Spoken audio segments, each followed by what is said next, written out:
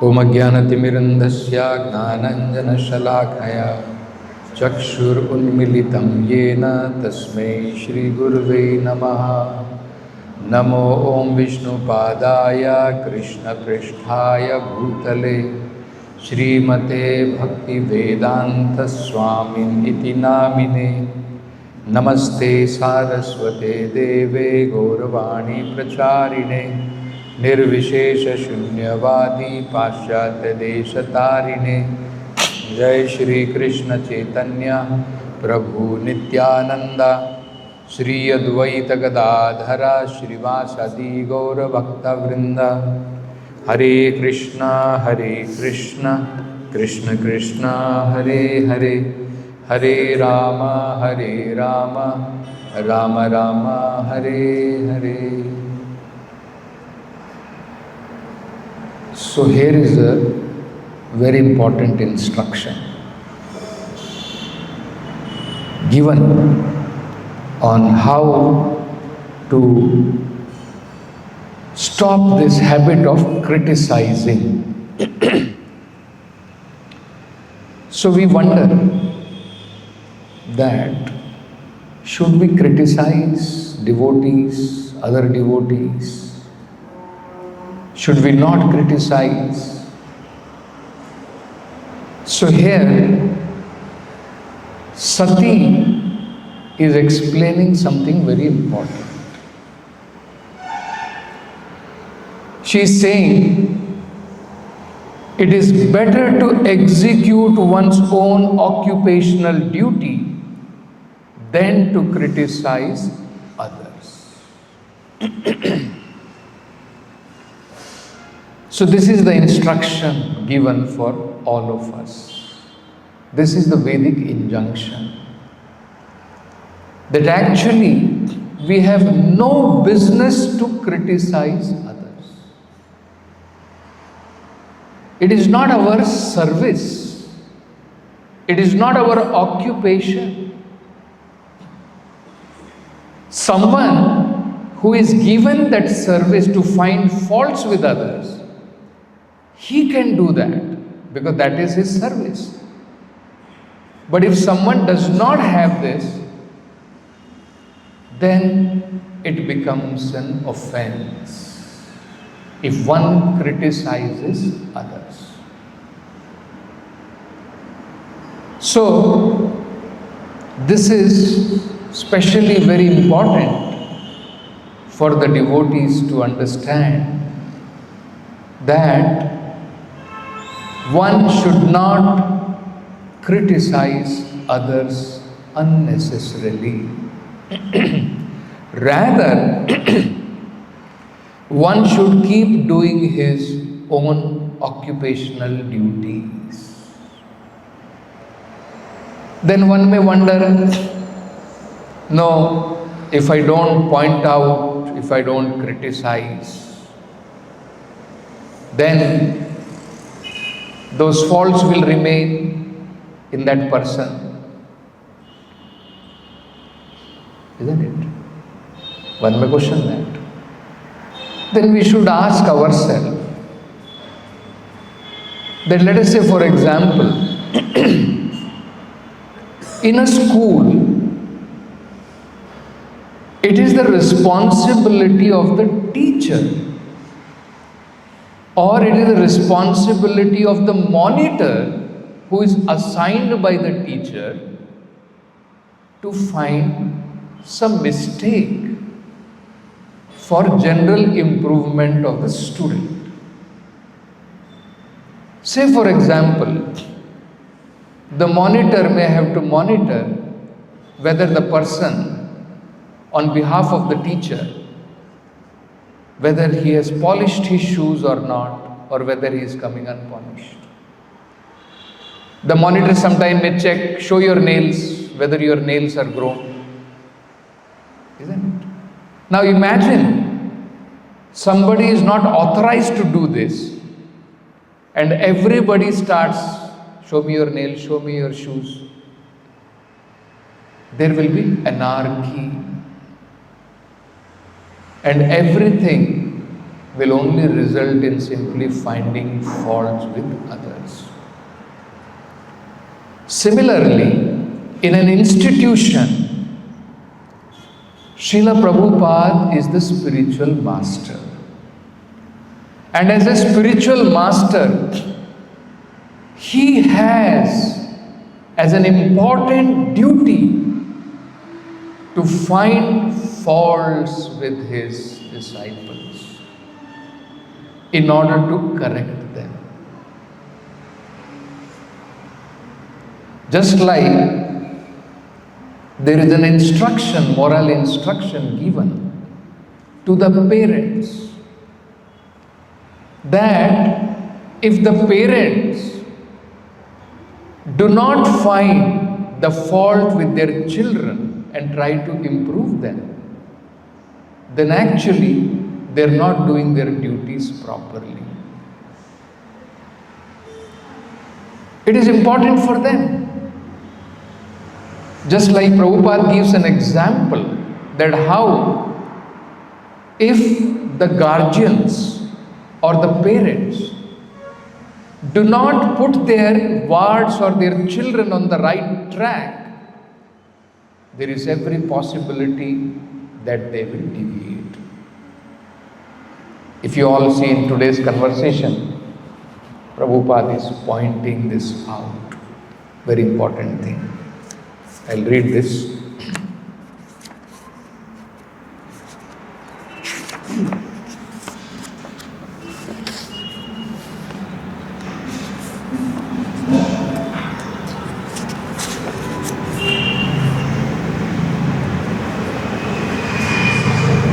Okay. So there is a devotee's son, and Prabhupada is asking him his name. What is your name? Then the devotee tells, Bhakti Dasa, child, Bhakti Dasa. Prabhupada, oh, you do not know your name. You ask your father. You do not know your name. You are asking your father, what is your name? Child, no, I don't remember. Prabhupada, oh, you don't remember your name. Bhagavan. We began to call him Bhakti Dasa yesterday. Laughter. Prabhupada, oh, thank you very much, very good. And then Prabhupada is saying something very important. Make him a Vaishnava. Very nice boy, very good looking. Don't let him deviate. So this is the work. This is the service. This is the duty of parents, of father and mother. And that is what Prabhupada is reminding the devotee. Don't let him deviate. This is the age to be careful so that he may not deviate. What is the age? 12 years? Devotee 11. Prabhupada 11, that's all. This is the age. 12 to 15 years. The boys become, by bad association, they become rotten. See? This hellish world is like that. They go to school and become demons. So, this is the instruction Prabhupada is giving. That actually everyone has their particular duty. The parents have their duty towards their children. The spiritual master, he has his duty towards his disciples. Guardians have their duties towards their wards. King has his duty towards his subject. Isn't it? And that is why Bhagavatam very clearly assigns this very important duty to them. Matra sanasya, pitra sanasya, guru sanasya. Don't become a spiritual master. Do not become parents. Do not become superior of others if you cannot put them on the right track of Krishna consciousness. You see, this is an important duty which is assigned to them. So, we should know it very clearly that the Supreme Lord, He has already assigned duties to every different living entities according to their different positions. Spiritual master has his duty towards his disciple. The parents have their duty towards their children. Isn't it? So, is it my duty? We should ask. Who has assigned me this duty? That I should find fault with others and try to point out he is doing like this, he is doing like that. We should ask, is it my duty? Who has given me this duty? Why should I do something which is not assigned to me?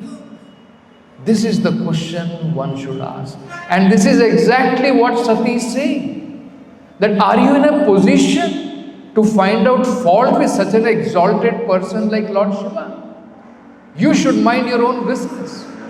One should do his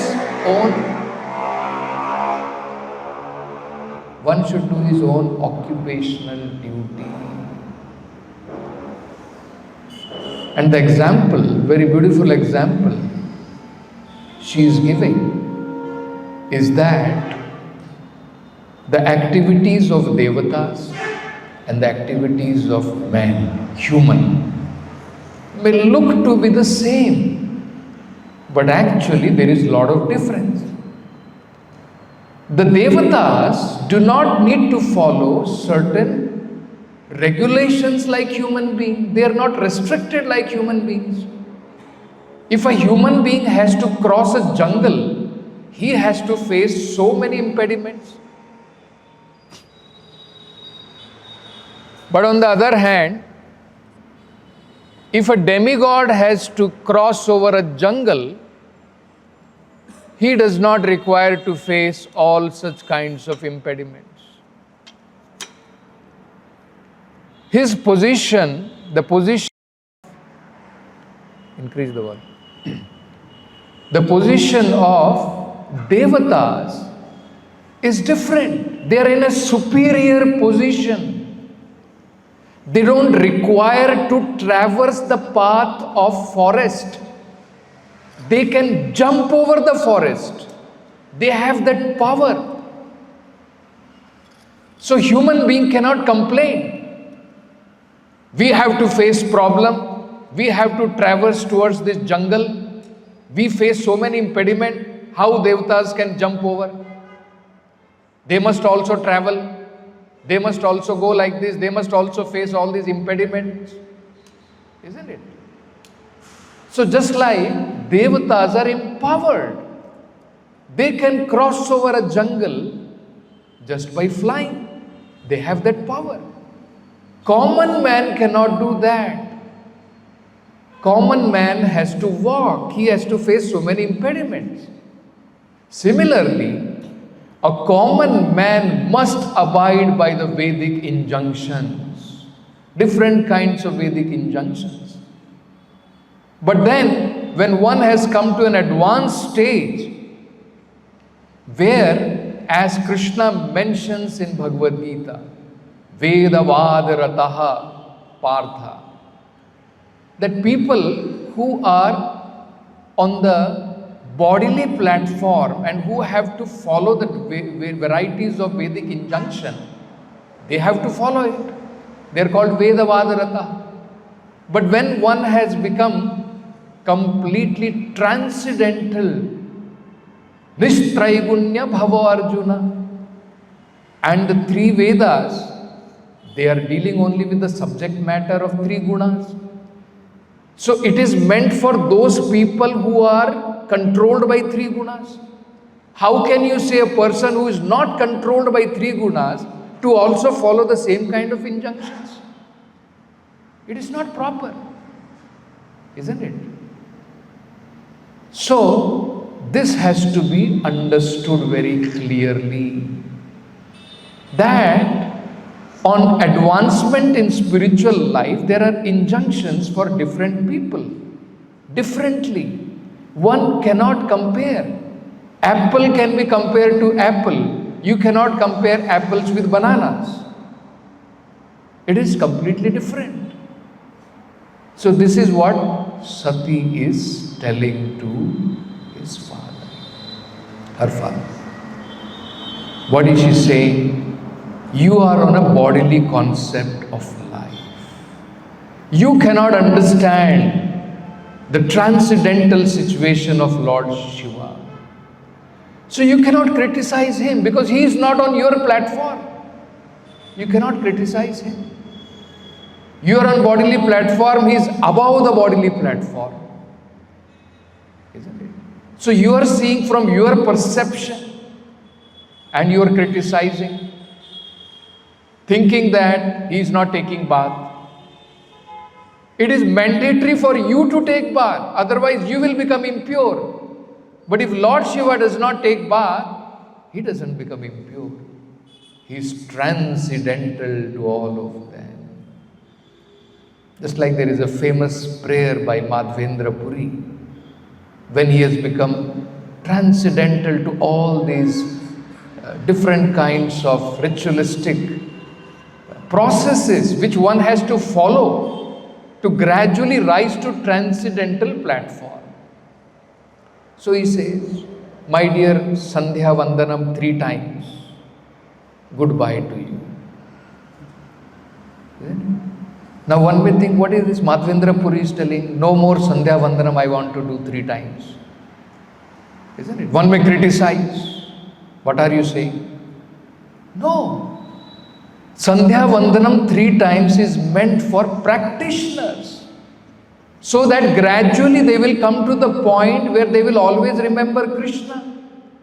And when one has already reached the point of remembering Krishna always, every time, why he has to follow only Sandhya Vandanam 3 times? He is able to remember Krishna all the times. Is it that only 3 times we have to remember Krishna? But 3 times is given so that at least 3 times you remember. And then you are enforcing a person who is remembering Krishna always, you are telling him you are not remembering in 3 Vandana, 3 Sandhya time. No, he is remembering all the times.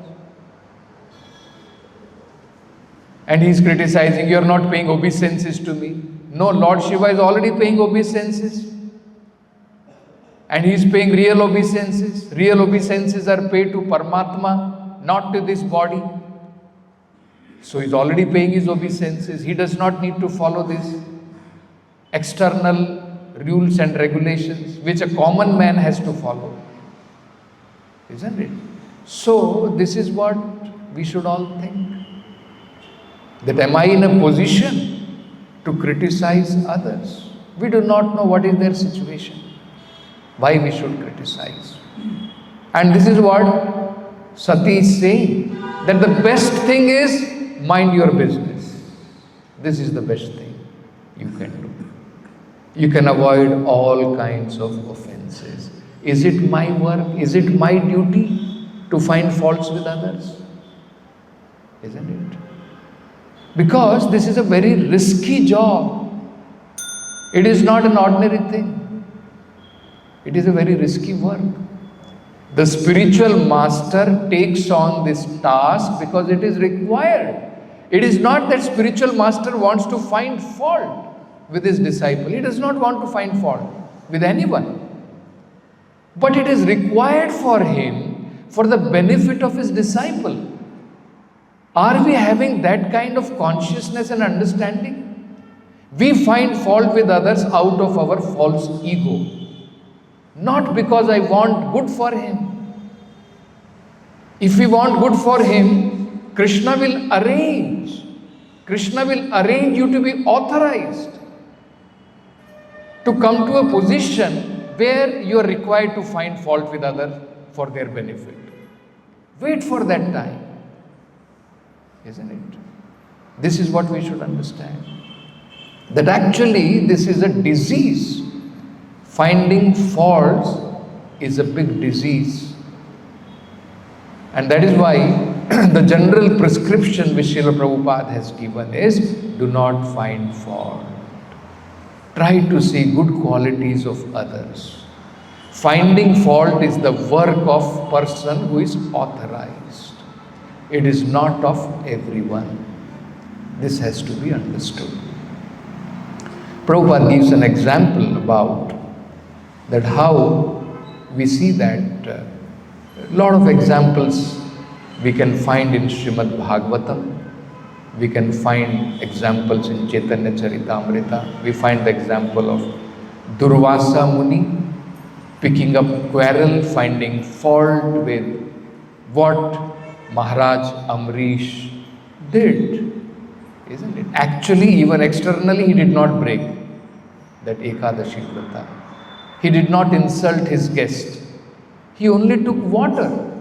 And water is considered to be still fasting. It is not that he has taken his food. And that is how he insulted Durvasa, that before him I took food. No, he did not take that. On the advice of the Brahmanas for a proper parayana, he just took water. Isn't it? But even in that he was able to find fault. You can imagine. Because that was his mentality. Out of enviousness of a great personality, somehow or other try to find fault with him. Isn't it? This is the mentality. And then we find what happened finally. He was not spared by the Lord. Devotee may spare him. Amrish Maharaj did not take any offense on himself. But Krishna did not spare him. Durvasa Muni had to run to 3 different lokas. Up to even Vaikuntha Loka, he approached the Supreme Lord, please save me. But even the Supreme Lord said, even I cannot save you. If there is anyone who can save you, then it is Amrish Maharaj himself. If he kindly forgives you, there is a possibility that you can be saved. Otherwise, you cannot be. So we find that. Similarly, we find in Chaitanya Charitamrita many examples of such fault finders. What happened to their spiritual life? Isn't it?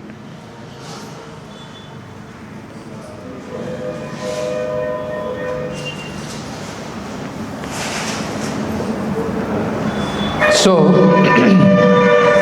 this is what we have to understand.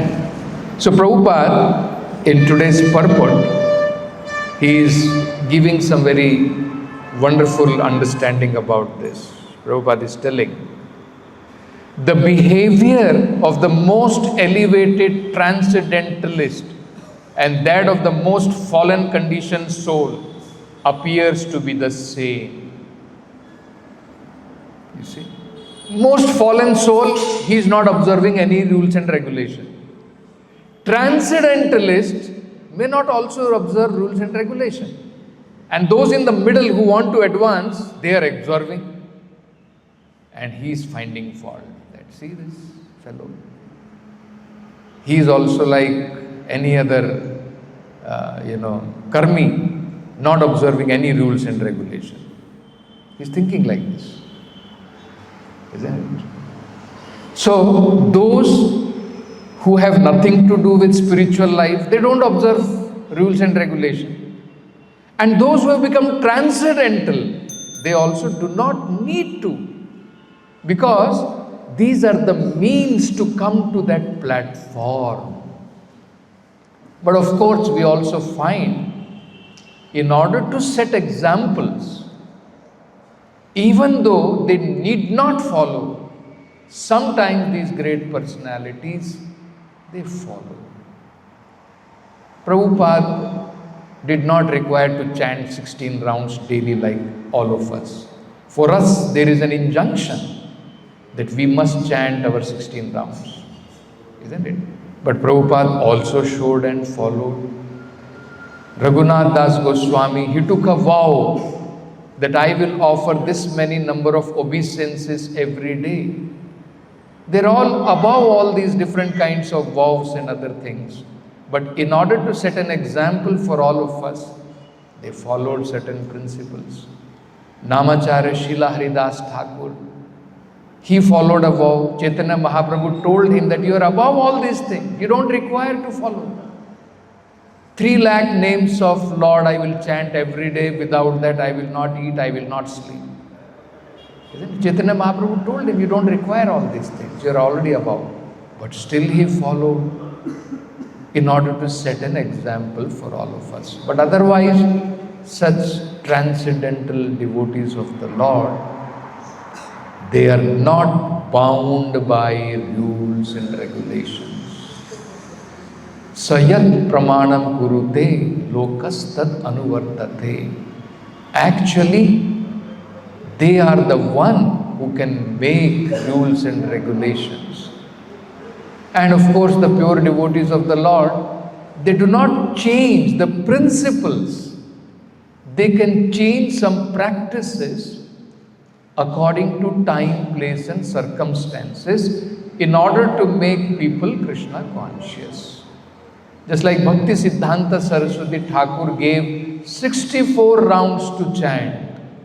But Srila Prabhupada, following the same principle, changed the practice to chanting 16 rounds.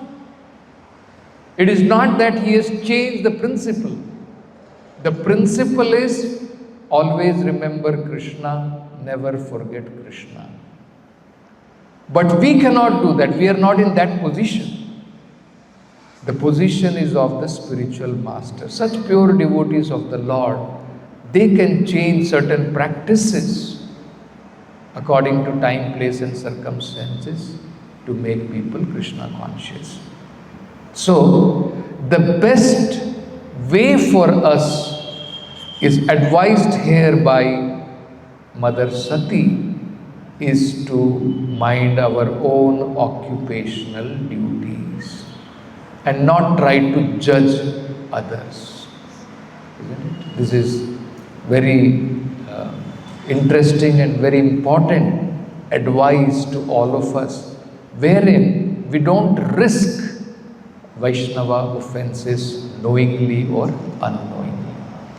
But of course, in the interest of the society, if any such faults of others we perceive or it comes before us, in the interest of the society and in the interest of the devotee, without having that false ego of some kind of settling score with that devotee, where I am waiting that he did this to me, let me wait for some circumstances, I will also find some fault. So that kind of mentality a devotee does not have. In such cases, his mentality is to forgive and forget. That is his mentality. But when it comes to his notice, for the betterment, for the welfare of that devotee, without having that false ego, he may bring it to the notice of persons who have to deal with such situations. And his work is over. After that, his work should be over. Isn't it? So in both the cases, we can see that he will not get affected by this fault-finding mentality. The whole idea is to understand that this fault-finding tendency is a diseased mentality. Beginning from finding fault with the Supreme Lord, leaving his association, and then finding fault with everything in this material world. So we'll stop with this Granth Raj, Srimad Bhagavatam ki jai, Vishnu Srila Prabhupada ki jai.